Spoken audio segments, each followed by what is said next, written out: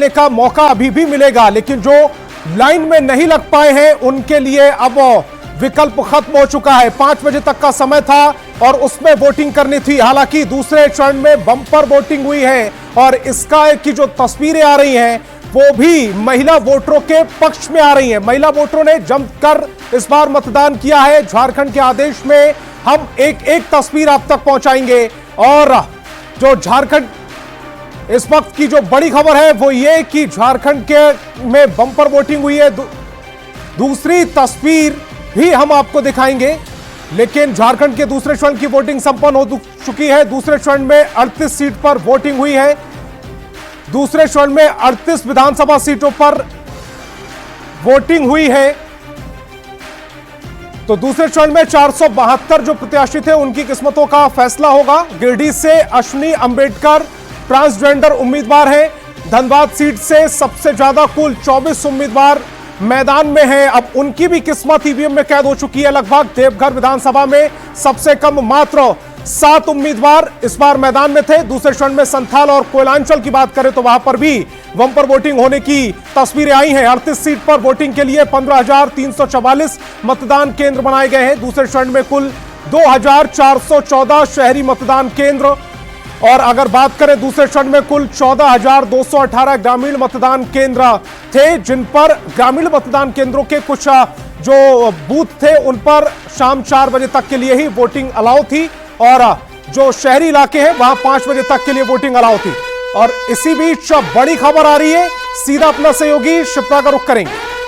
बिल्कुल संतोष, दर्शकों को इस वक्त की बड़ी खबर बता दें। झारखंड में दूसरे चरण की वोटिंग अब संपन्न हो गई है। दूसरे चरण में 38 सीटों पर वोटिंग हुई। शाम 5 बजे तक का वोटिंग का समय था। लाइन में लगे लोग अभी भी मतदान कर सकेंगे, लेकिन जो लोग लाइन में नहीं लगे हैं उनके लिए अब कोई ऑप्शन नहीं है। 2 चरण में झारखंड में इस बार विधानसभा के चुनाव हुए। 13 नवंबर को पहले फेज की वोटिंग हुई थी। 20 नवंबर यानी कि आज दूसरे फेज की वोटिंग हुई है। इसमें बता दें 1,211 उम्मीदवारों की किस्मत अब ईवीएम में कैद हो गई है। और साथ ही साथ एक बार फिर से आप सभी दर्शकों को बता दें, आज शाम 6 बजे से आप देखने वाले हैं न्यूज 18 बिहार झारखंड पर मेगा एग्जिट पोल। 23 नवंबर को सबसे तेज नतीजे आपको न्यूज 18 बिहार झारखंड पर दिखाएंगे, लेकिन उससे पहले जो मेगा एग्जिट पोल है, जो आंकड़े हैं वो क्या कहते हैं, ये हम आपको लगातार शाम 6 बजे से दिखाएंगे। तो आपको बता दें कि झारखंड में दूसरे चरण के वोट अब संपन्न हो चुके हैं।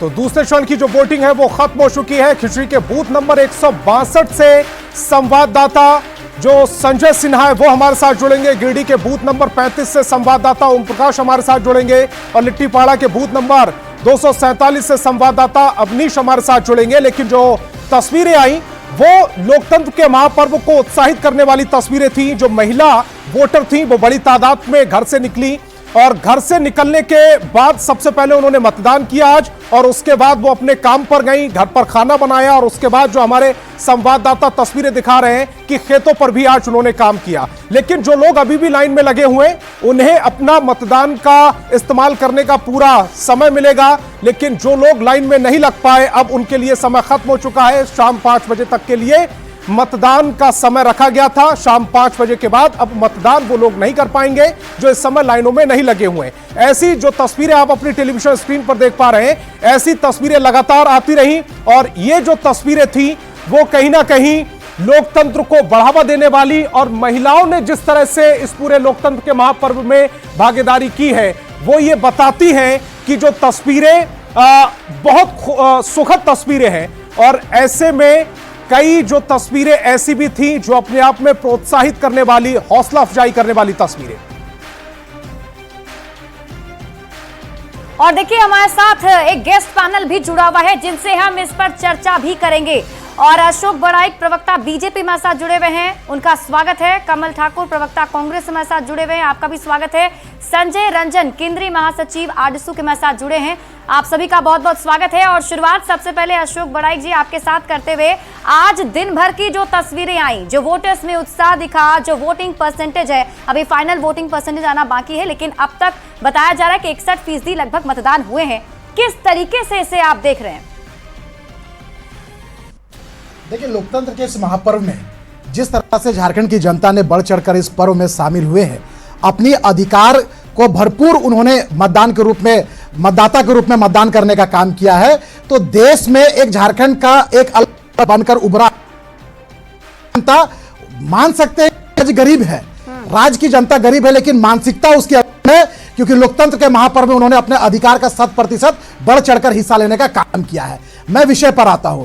देखिए, आज जिस तरह से मतदान, जो हुजूम के हुजूम महिलाएं, युवा सब निकल कर घर के बाहर निकल कर मतदान केंद्र जा रहे हैं, अपने मत का अधिकार देने का काम किए हैं, यह बताने के लिए काफी है कि सरकार के 5 सालों की हेमंत सोरेन के नेतृत्व में चलने वाली सरकार के खिलाफ कितनी एंटी इनकम्बेंसी थी, कितनी दर्द थी, कितनी पीड़ा थी, किस तरह से 5 सालों में इस राज्य सरकार ने राज्य का बंदरबाट कर दिया। वो चाहे महिला का विषय हो, वो चाहे युवा का विषय हो, वो चाहे आदिवासियत का विषय हो, वो चाहे झारखंडियत का विषय हो, सभी मुद्दों पर ये हेमंत सोरेन के नेतृत्व में चलने वाली सरकार विफल साबित हुई, जिसका प्रतिकार मतदाता अपने घर से बाहर निकलकर अपने वोट के चोट से वो देने का काम कर रहे हैं। बीजेपी के प्रवक्ता कह रहे हैं जो ये वोटिंग परसेंटेज है, जो उत्साह दिख रहा है, ये हेमंत सोरेन के खिलाफ में है।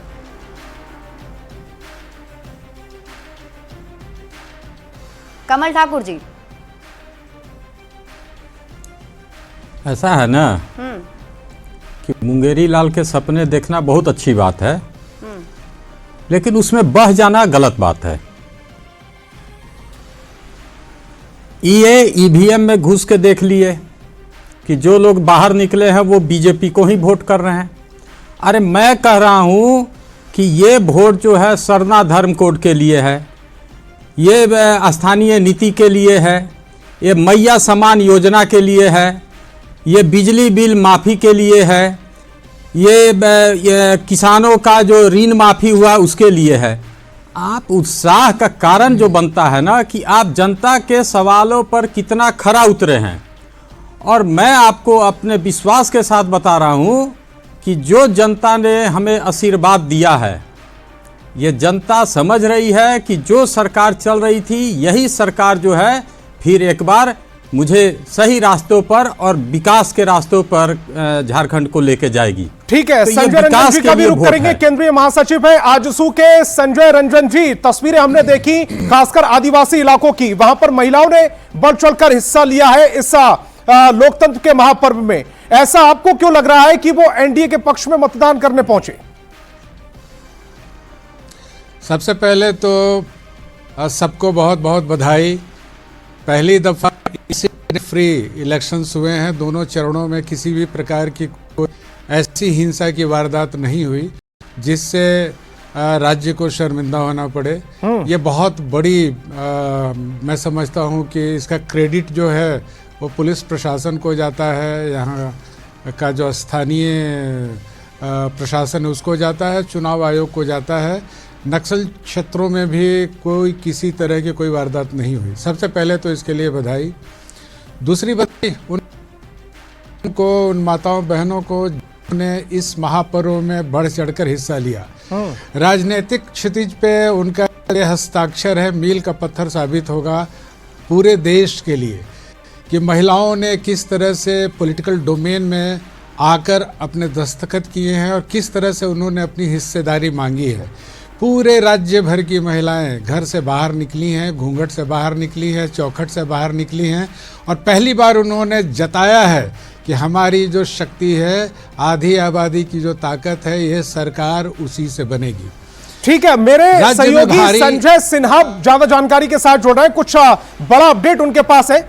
ओम प्रकाश मेरे सहयोगी, माफ कीजिएगा, ओम प्रकाश मेरे सहयोगी भी कुछ बड़े अपडेट के साथ मेरे साथ जुड़ रहे हैं। ओम प्रकाश, क्या अपडेट आपके पास? जी बिल्कुल, अगर बात की जाए तो मतदान का जो समय है वो अब खत्म हो चुका है और अब जो है ईवीएम सील करने का कार्य जो है उसकी प्रक्रिया जो है वो शुरू हो चली है। इस वक्त हम गिरिडीह के बूथ नंबर 35 पर हैं, जहां पर अब तमाम प्रक्रियाओं को पूरा किया जा रहा है और ख़ासतौर से ये प्रयास किया जा रहा है कि जो भी मतदान हुआ वो शांतिपूर्ण हुआ और पूरी तरह से अब जो है वो ईवीएम को सील किया जाएगा और उसे फिर बता दें कि स्ट्रांग रूम तक पहुंचाया जाएगा। तो पूरी सुरक्षा व्यवस्था के साथ देख सकते हैं जो पुलिस के कर्मी मौजूद हैं, सुरक्षा बल के जवान जो मौजूद हैं वो इस वक्त यहाँ पर मौजूद हैं ताकि कोई भी लोग जो है वो यहाँ न आ सके। वहीं बता दें कि ये जो गेट है जो मतदान केंद्र के अंदर आने का, क्योंकि कोई लोग नहीं थे, कोई मतदाता नहीं थे, तो अब इस गेट को भी बंद कर दिया गया है ताकि कोई भी ईवीएम सील करने वक्त जो है वो मतदान कर्मियों को किसी तरह की खलल ना हो। इसे देखते हुए इस गेट को भी लॉक किया गया है और वहीं दूसरी तरफ पुलिस के जो जवान हैं वो पूरी तरह से मुस्तैद हैं ताकि तमाम जो चीज़ें हैं वो प्रक्रिया जो है वो पूरी हो सके। जी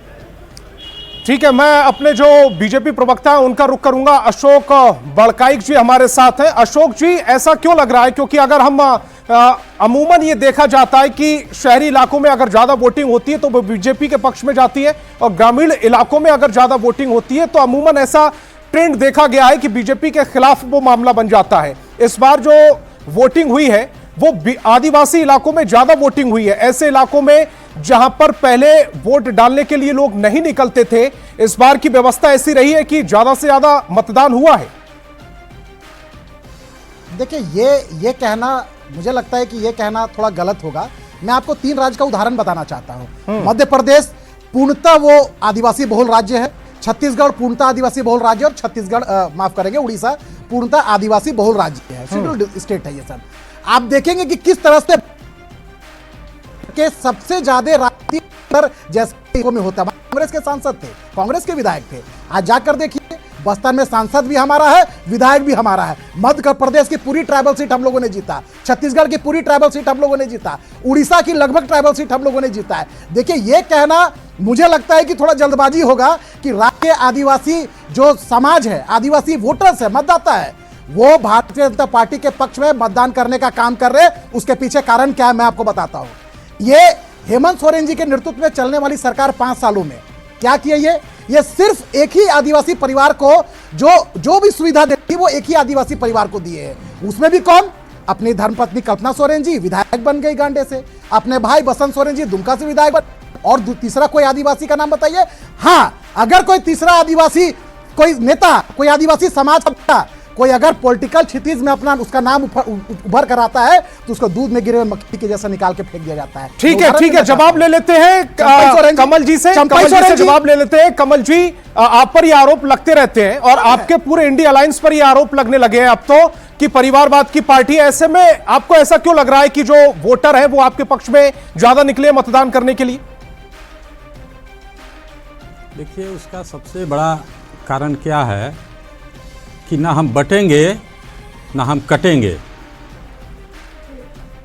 तो आदिवासी जो पिछले लोकसभा का एक्सपीरियंस बताता है या 2019 का एक्सपीरियंस बताता है कि 28 में से 26 सीट हम जीते, 5 जो सीट आरक्षित थी लोकसभा में हम जीत गए। तो यहाँ के लोकल लोगों का विश्वास हेमंत सोरेन इंडिया गठबंधन के साथ है। यहाँ के लोकल लोगों का विश्वास इंडिया अलायंस के साथ है, ये आपका कहना है। संजय रंजन जी, मैं आपसे ये समझना चाह रहा हूं, 6 सीटों पर दूसरे चरण में आप चुनाव लड़ रहे हैं। जो आजसू है 32 पे बीजेपी, 6 पर आप लड़ रहे हैं। आप 6 में से कितनी सीटों पर लीड कर रहे हैं? आपके पास कोई आधिकारिक डेटा जिस पर आप दावा करना चाह रहे हैं कि भाई 6 सीटों पर आजसू कितने पर जीत रही है? ये बड़ा हाइपोथेटिकल क्वेश्चन है, इसका कोई उस तरह का उत्तर नहीं है जो आप जिसकी अपेक्षा कर रहे हैं। हमने बहुत मजबूती से अपने सभी सीटों पर लड़ाई लड़ी है और उन सभी सीटों पर भी हमने बहुत ज़बरदस्त लड़ाई लड़ी है जहां हमारे घटक दलों के प्रत्याशी थे। इसलिए मैं तो यही कहूंगा कि जो 38 सीटें हैं दूसरे चरण की, सभी सीटों पर हमारे घटक दलों ने एक मुश्त एकत्रित भावना के साथ लड़ाई लड़ी है और ये लड़ाई है, ये लड़ाई इस मिट्टी की है, ये नौजवानों की शहादत की लड़ाई है, ये लड़ाई जो है उनके रोजगार से जुड़ी हुई लड़ाई है। आपने रोजगार का मुद्दा उठाया, इसीलिए मैं बीजेपी प्रवक्ता का रुख करूंगा। अशोक जी, आप युवाओं को ये आश्वासन दे रहे थे चुनाव से पहले कि रोजगार का जो उनका मुद्दा है उस पर आप उनके साथ खड़े हुए हैं। अगर मान लीजिए, ऐसा मान लीजिए कि जो मतदाता, जो युवा मतदाता है वो निकले हैं, तो आपको ऐसा लग रहा है कि आपने युवाओं को अपनी तरफ रिझाने का काम कर लिया जो मुद्दे आपने उठाए थे उनके? देखिए, सवाल तो हमेशा सत्ता से पूछी जाती है और हम सवाल पूछेंगे, और राज्य की युवा सवाल सत्ता से पूछ रही है कि आपने 2019 में वादा किया था अपने मैनिफेस्टो में, अपने निश्चय पत्र में, कि आपने 5 लाख प्रतिवर्ष युवाओं को नौकरी देंगे, सरकारी नौकरी। 5 × 5 25 होता है। 25 लाख सरकारी नौकरी देने का वादा किए थे, आपने 5-10 हजार भी नहीं दे पाए। आपने बोला था कि राज्य के युवाओं को, बेरोजगार युवाओं को, ग्रेजुएट को 5,000, पोस्ट ग्रेजुएट को 7,000, आपने वो भी नहीं दिया। आपने बोला था कि जेपीएससी, जेएसएससी, सीजीएल की परीक्षा प्रतिवर्ष कराएंगे। जितनी भी परीक्षाएं हुई 5 सालों में, सब पूरी की पूरी भ्रष्टाचार की भेंट चढ़ गई।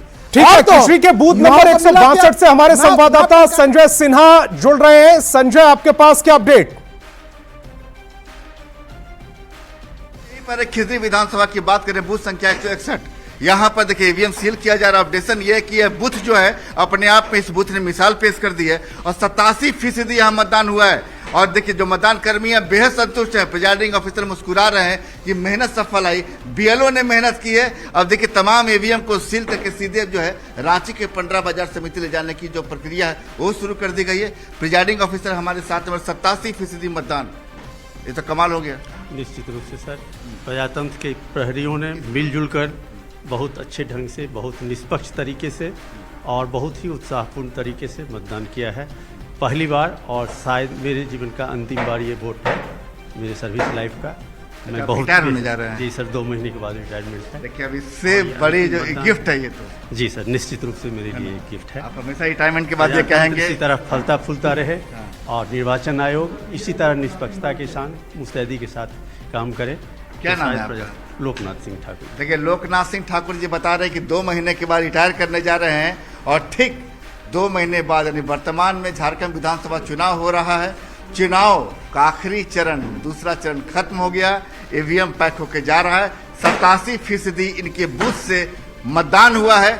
जाहिर है कि इसको अपने आप में, इनके जीवन में जब भी ये अपने सर्विस पीरियड को याद करेंगे, काल को याद करेंगे, तो याद रहेगा कि हमने जिस बूथ पर अपनी जिम्मेदारी निभाई, हमने वास्तव में वहाँ मतदान जो है 87% वहाँ मतदान हुआ। बोले कि मतदान को लेकर क्या सुबह से यहाँ एक से जी सातत्य बना रहा। 3 बजे तक लगभग लगातार वोटर्स आते रहे, विधिवत अपने आई कार्ड और इसके साथ क्यू मेंटेन करते हुए। हमारे मतदान कर्मी जितने हैं पार्टी के, सारे लोग काफ़ी मुस्तैद थे। एक एक आदमी का वोटर आईडी चेक हुआ और उस हिसाब से मतदान हुआ। इसीलिए हम लोग निश्चिंत थे कि हम लोग सफलतापूर्वक सारा काम करवा लेंगे। देखिए अब इसमें सबसे खूबसूरत बात यह है कि लोकतंत्र में जब कोई व्यक्ति अपना वोट करता है, अब बूथ में जब वो वोट सामूहिक रूप से जो मतदाता आते हैं अपना मतदान करते हैं, निर्वाचन आयोग परसेंटेज जारी करता है। लोग ये देखते हैं कि वास्तव में हमारे विधानसभा क्षेत्र से कितनी। ठीक है, लगातार मतदान हो रहा है संजय, ये अपने आप में खुशी की बात। 87% मतदान बहुत ज्यादा होता है और ऐसे में मैं कमल ठाकुर जी का रुख करूंगा, कांग्रेस प्रवक्ता हैं। कमल जी, अमूमन ये देखा जाता है कि अगर मतदान प्रतिशत बढ़ता है तो फिर वो सत्ता पक्ष के खिलाफ जाता है। इस बार क्या आप ट्रेंड बदलने वाले हैं? इस बार 100% ट्रेंड बदलने वाला है। पहले फेज के चुनाव में मैयाओं ने, महिला बहनों ने 5% करीब अधिक वोट दिया है। मुझे पूरी तरह विश्वास है कि दूसरे चरण में भी महिला जो वोटर है वो निश्चित रूप से पुरुषों से बढ़ चढ़ के हिस्सा लिया है, तो निश्चित रूप से उसका परसेंटेज अधिक होगा। ठीक है, वो तो तस्वीरें हम लगातार दिखा भी रहे हैं और जो आदिवासी इलाके हैं वहां से जो तस्वीरें आ रही हैं वो अपने आप में चेहरे पर मुस्कान बिखेरने वाली हैं, क्योंकि अगर महिलाओं की आबादी बढ़ चढ़कर ऐसे पर्वों में हिस्सा लेती है तो कहीं ना कहीं जो माइंड सेट होता है वो तो बदलता ही बदलता है। ये भी देखना दिलचस्प होगा कि महिलाएं जाती किधर हैं। संजय रंजन जी का मैं रुख करता, लेकिन इसी बीच मुझे मेरे जो और यहां पर